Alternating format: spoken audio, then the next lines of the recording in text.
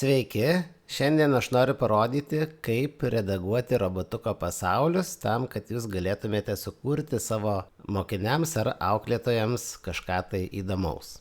Taigi, pirmiausiai nueisiu į redagavimo aplinką.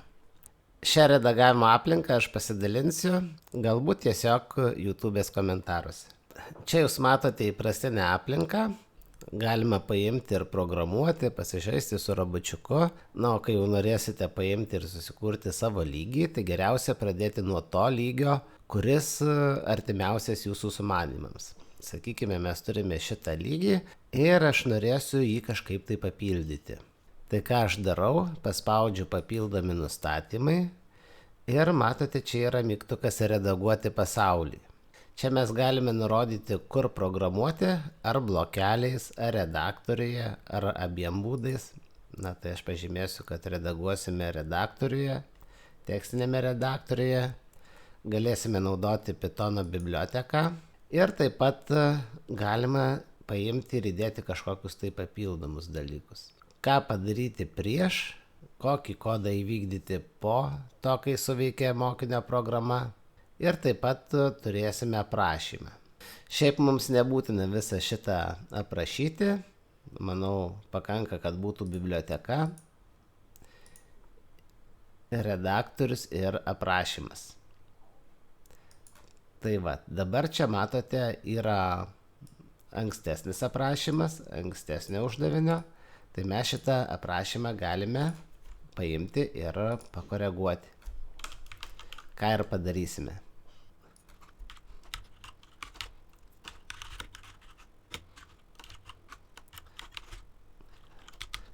Tai pavadinsiu aš užduotį aplink ežerą 2 ir dabar sakykime, kad tikslas bus kažkurioje tai kitoje vietoje. Tai va, paimsime ir aprašysime labai paprastai. Pasiekite tikslą, pažymėtą vėliavėlę.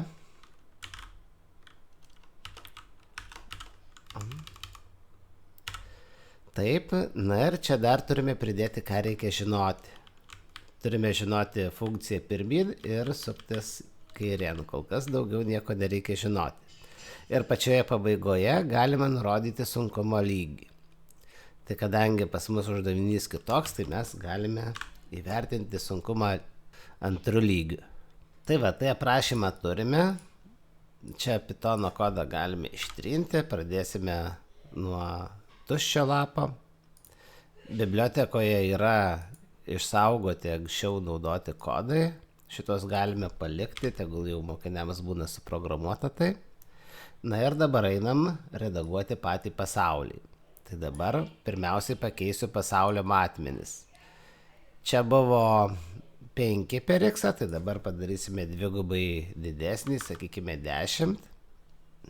Na, o y gali likti, sakykime, tiek pat. Paspaudžiam OK, matote, padidėjo mūsų sritis. Ir dabar mes čia galime susidėlioti tai, ką reikia. Tegul būna daugiau žolės. Čia bus plytelė.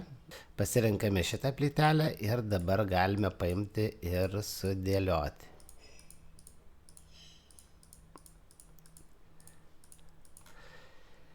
Taip, dabar kitas ežeras irgi bus panašus į pirmą ežerą, galbūt šiek tiek didesnis. Va. Ir viskas kaip ir dabar reikia padėti tikslą. Matote, čia yra meniu punktas tikslas.